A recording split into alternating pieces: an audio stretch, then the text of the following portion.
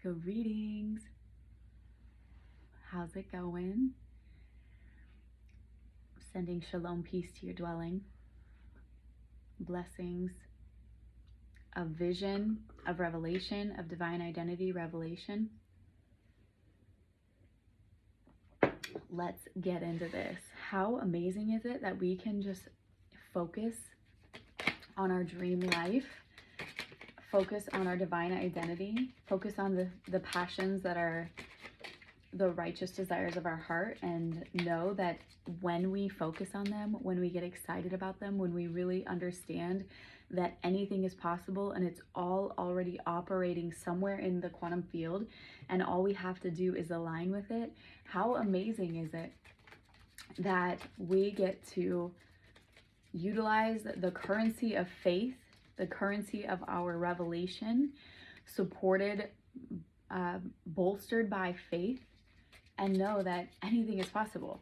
I mean, what a time to be alive, you know? So, yowza. My thumb is healing. Ooh. My thumb is healing. Okay. Ooh. All right. Let's see. Let's see what the message is for today. We give thanks. We give thanks for revelation, for divine identity, for the awareness of what's going on energetically in the collective, in the, firmament, in the space realm, whatever it is that we may be picking up on. And we just give thanks that we have the capacity to transmute darkness, to transmute energies, to take whatever we've been through and apply the elixir of the godness that we were created from. We are made in the image of the Creator, and the Creator has this elixir, this supernatural elixir that allows us to transmute situations that is within our free will dominion, by the way. That's within our domain, that the things that we have dominion over. That's what makes life complicated, is that we're also interacting with many other beings who also have free will choice, who also must do their own must do their own healing work, who must show up, uproot subconscious programming, choose to see through the narrative. And the way that we do that is through tending to the vessel of our body, through being aware of what poisons we're intaking that help to add to the noise that keeps us from seeing through the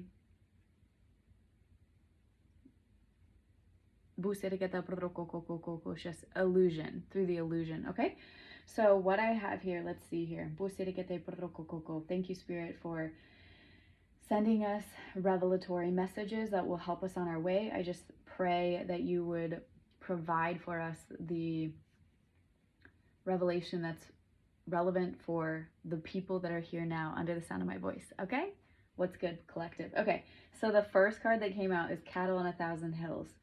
And what this is representative of pretty much what I was just saying, and I didn't even put this together till now. This concept that the Tetelestai paid in full revelation is the one that we want to set our plumb line to.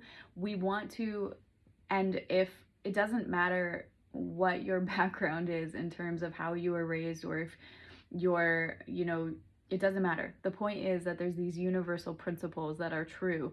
And the true universal principles is that via Christ consciousness, there's a structure that we can find ourselves safe within, that not only protects us, but also is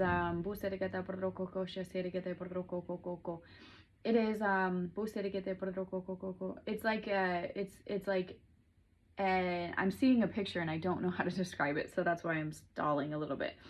It's like I'm seeing it like this round, imagine like the idea of Iron Man, but in this round bubble, and like this round bubble is this protective structure that not only protects us but also can get through any barrier. It is the supernatural elixir of heaven. It is the supernatural like ether element. I don't know a lot about ether, but I'm realizing that's an element that was removed from the periodic table, and it's coming up all the time now. And I don't know if you've ever heard me say, I'm just like, oh, I got this from the ether.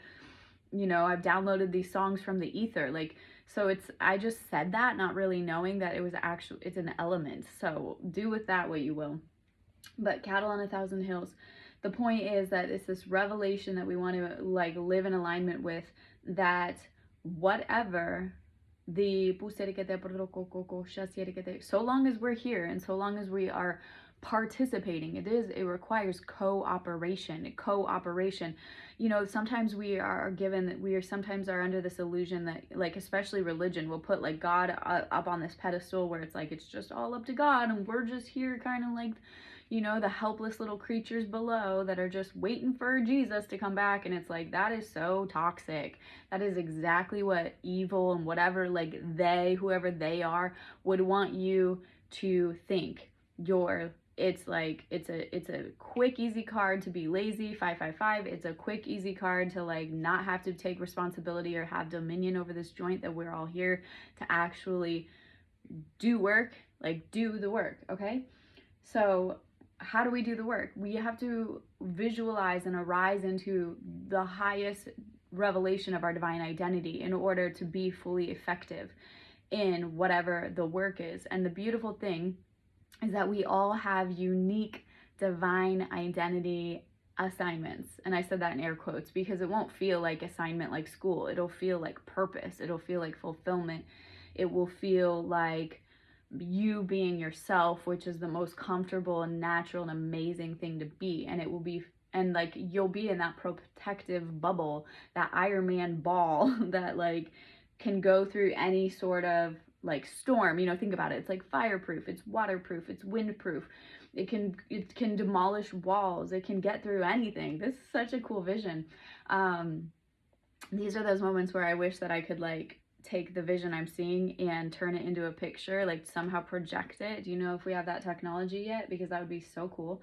And how amazing would it be if all the divine beings who are having downloads, like divine wisdom downloads in picture form, if we could like share them via the actual transmission of the picture. 717, cattle on 1,000 hills, the wall of Jericho. Remember, like, think about the wall of Jericho and the way, like, there had to be some sort of a physics thing behind that assignment. And I'm getting chills on this. It had nothing, it wasn't just like this, like, it wasn't just like God came up with this random assignment to see if they would do it. There has to be some physics behind the sound, behind the like energetic field that was being created, and then the shout that was released, and then how it literally shook the walls. Like, this is sound, quantum physics stuff. Choose understanding. So no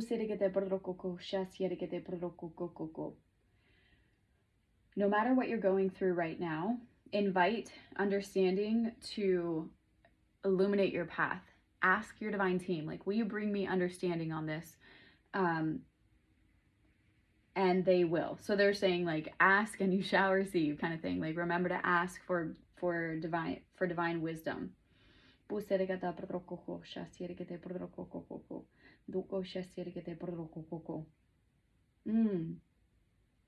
Okay, so this next card is ice, and I was sitting here going, what does that have to do with anything? And what I was hearing is the way that ice is, okay. How do I explain this? H2O is the element, or is it an element? H2O is the structure. It's the chemistry structure of water. And when water, and so it's like, it's always just water. It's water. It's H2O. It's 1 hydrogen and 2 oxygen, and that makes water.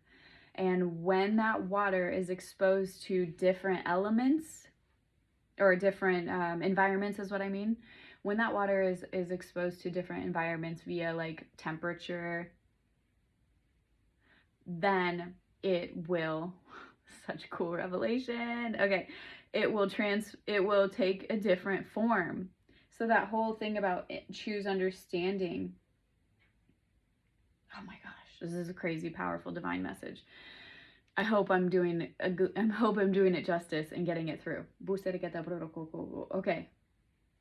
Water is water. When it's exposed to a different atmosphere, the atmosphere will then transform its structure in a way where it's like it would look like something different. Like if we didn't know that ice was frozen water, we would never guess that ice is related to water. Oh my goodness. Okay.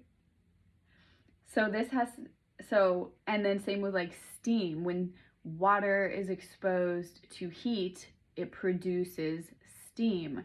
And if we didn't understand that, we wouldn't necessarily, if we just saw steam by itself, we wouldn't necessarily know that that was like like water changing shape and changing its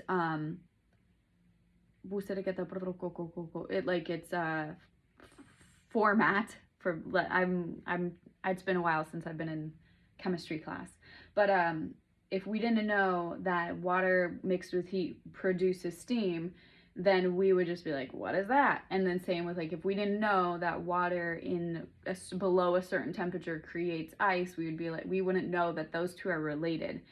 So back to the choosing understanding, what I'm hearing here is that like whether it's relationally or whether it is right now the way that I'm seeing this message come through is relationally. Like relationally, something can be what it is, but if it's exposed to a certain environment, it might appear to be something else. Is this making sense? Please comment below if this is making sense. Let me see if I can figure out how to say it better.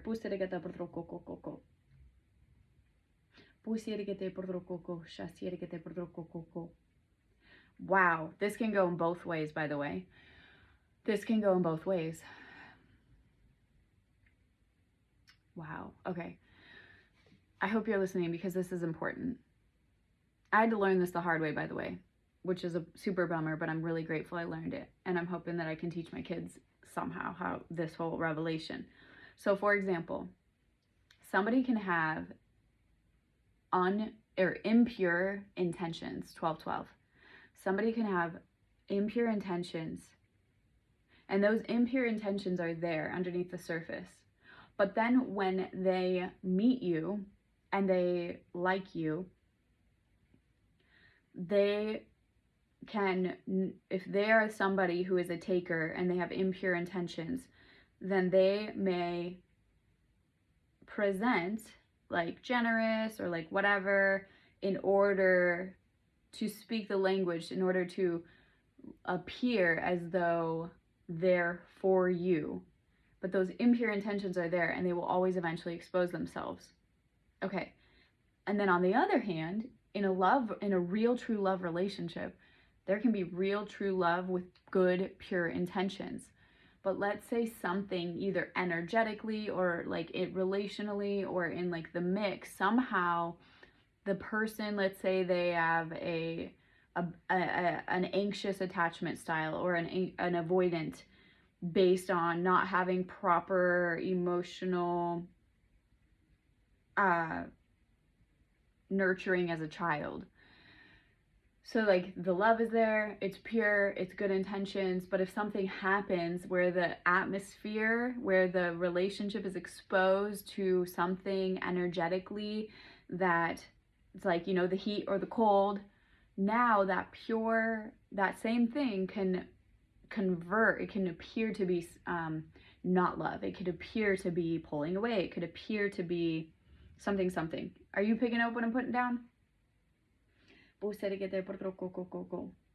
So in those moments, we need to choose the understanding, and we need to invite the understanding, ask the spirit of revelation and understanding, of knowledge and of pure like good intentions, of clarity, like spirit team 1414, please come and bring me clarity so that I may see this for what it really is. That's been one of my common prayers all the time. Like, show me who this person really is. Show me who, like, ever since I found out that there are people out here that will say all the right things, will look all the right ways, will do, you know, like, will even do all the right things. That's where, oh my gosh, get off your high horse. If you're going to tell me, just pay attention to people's actions. Because guess what? The takers know that they have to put in certain work and put in actions. They know that. They do that. Like, that's not always just like, that's not always going to be the indicator. That's why it's so important to be in tune with your intuition and to know who you are and to know who the spirit is, most importantly, so that the spirit can tell you who they are, and then listen to the intuition and do not give it up for principles of man, because it will cost you. And maybe that's part of it, by the way. That's part of it sometimes. Sometimes we are led through things to gather the revelation, to transmute that ish, to, you know, deal with it. Because some of us are just, we were sent here to deal with it. So just because you go through something bad doesn't mean you were wrong. Just because you were taken advantage of doesn't mean that you weren't let into it. Like, unfortunately, that's sometimes how it goes. Okay. So let me get back to this. So there's the wall of Jericho, choose understanding, and then the ice revelation about how, like, it can be the thing, but it can take on different forms depending on the atmosphere or the environment that it's in, that it's being cultivated in. So seek understanding, and same with the wall of Jericho. Okay, so this is coming back to that sound revelation. So the sound can be like, think about it, it can just be released and it could just go. It could just go. But the way that they were walking, surrounding the wall of Jericho, and they were all releasing a sound at the same time, a uniform sound at the same moment. The sound then surrounded like the wall, causing it to absorb the sound, and that's what made it fall. Okay, so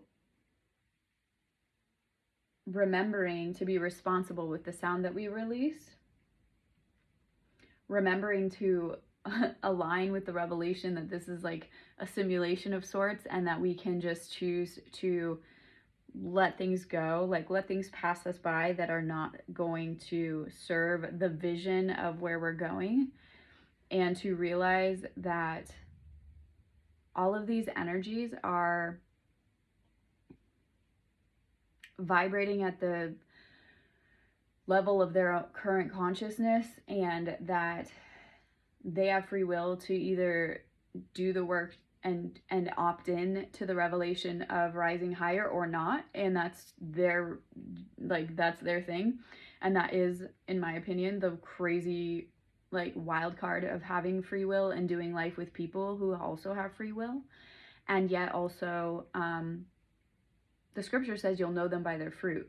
So it's still tricky though, because people could, you know, it's like, well, whose fruit is it?